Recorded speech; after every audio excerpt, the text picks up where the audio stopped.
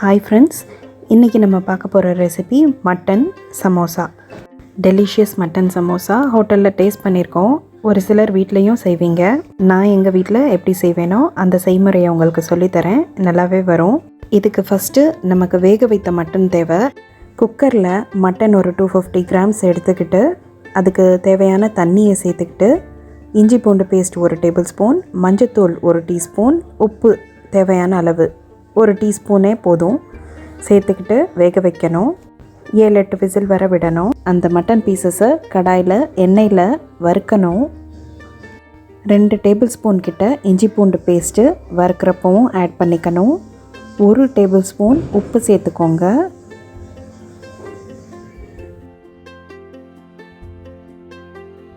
கருவேப்பிலை இலைகள் நல்லா பொடியாக நறுக்கிட்டு, நிறைய சேர்த்தாலும் நல்லா தான் இருக்கும். நான் ஒரு கையளவு சேர்த்துருக்கேன். பச்சை மிளகா ஒரு 3 சேர்த்துக்கோங்க. சோம்பு 1 டேபிள் ஸ்பூன் சேர்த்துட்ருக்கேன். கரம் மசாலா தூள் 1 டேபிள் ஸ்பூன். நல்ல பொடியாக நறுக்கின 2 பெரிய வெங்காயத்தை சேர்த்துக்கோங்க. வெங்காயம் ரொம்ப வதங்கணும்னு அவசியம் இல்லை.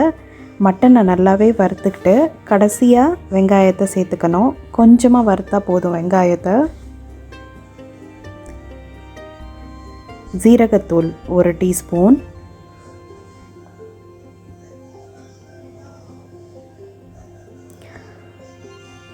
சில்லி ஃப்ளேக்ஸ் 2 டேபிள் ஸ்பூன் சேர்த்துருக்கேன். சில்லி ஃப்ளேக்ஸ் இல்லைன்னா நீங்கள் மிளகாத்தூளே 2 டேபிள் ஸ்பூன் கிட்ட சேர்க்கலாம். 1 டீஸ்பூன் மஞ்சத்தூள் சேர்த்துருக்கேன்.